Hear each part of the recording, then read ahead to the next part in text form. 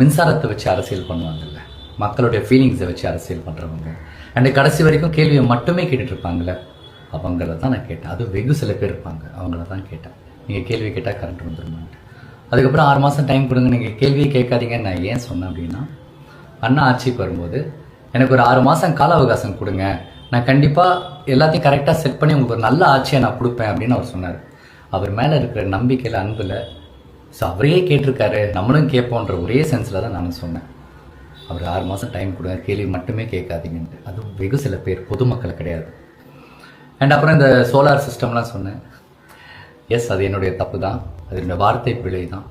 நான் ஒன்றும் பயங்கரமான ஸ்டூடெண்ட்லாம் கிடையாது. நான் ரொம்ப கஷ்டப்பட்டு 10th முடிச்சுட்டு அப்புறம் 12th போய் 11th 12th ஐயோப்பா படிக்க முடியாமல் நடுவிலே ஓடி வந்துட்டேன். ஸோ ரொம்ப சாதாரண ஒரு ஆவரேஜ் ஸ்டூடெண்ட் தான்.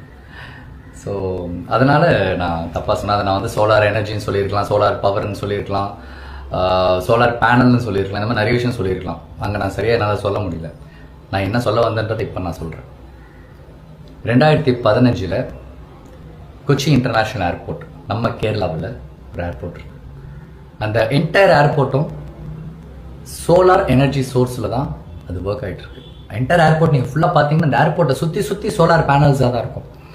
அதில் வர்ற அந்த எனர்ஜி சோர்ஸில் தான் அந்த ஏர்போர்ட்டே ரன் ஆகிட்டு இருக்கு. உலகத்திலேயே ஃபர்ஸ்ட் ஏர்போர்ட். நான் அதை பார்த்துருக்கேன். நான் அப்போ நினச்சிருக்கேன், ஏன் நம்ம தமிழ்நாட்டில் இந்த மாதிரிலாம் இல்லை, நம்ம கிராமத்தில் எவ்வளோ மக்கள் கஷ்டப்பட்டுக்கிட்டு இருக்காங்களே, அங்கே ஒரு கவர்மெண்ட் செஞ்சுதே, இந்த நம்ம ஊரில் கவர்மெண்ட்டே செய்யலையா அப்படின்னு நான் நினச்சேன்.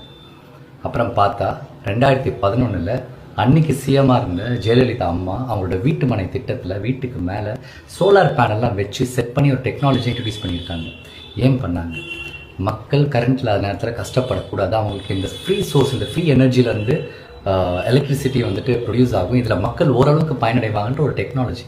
அன்றைக்கி நம்ம அதை ஃபாலோ பண்ணி தான் இன்றைக்கி இந்த 2026 நம்ம டெக்னாலஜி நல்லாவே நம்ம அதை புரிஞ்சிருப்போம். அதெல்லாம் நம்ம மிஸ் பண்ணிட்டோம். இதெல்லாம் தான் நான் சொல்ல வந்தேன். அப்புறம் சொன்னேன், என் வீட்டிலேருந்து கரண்ட் எடுத்துக்கணும். நான் எப்படி என் வீட்டிலேருந்து கரண்ட் எடுத்துப்பாங்க?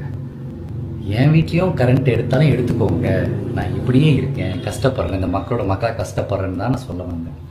இந்த மாதிரி நிறைய விஷயங்கள் பயங்கரமாக தப்பாக கன்வே ஆகிடுச்சு.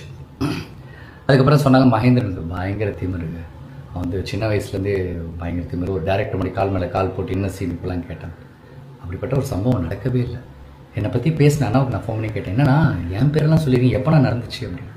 அப்போ சொன்னேன், இல்லை மகேந்திரா, உன்னை எனக்கு சின்ன வயசுலேருந்தே தெரியும், நான் சும்மா இதை விளையாட்டுத்தனமாக பேசி சும்மா ஒரு ஃபன்னுக்கு அப்படி பேசிட்டேன் அப்படின்னு. சரி, நான் பரவாயில்ல, நான் விட்டுட்டு 2 வருஷம் ஆச்சு.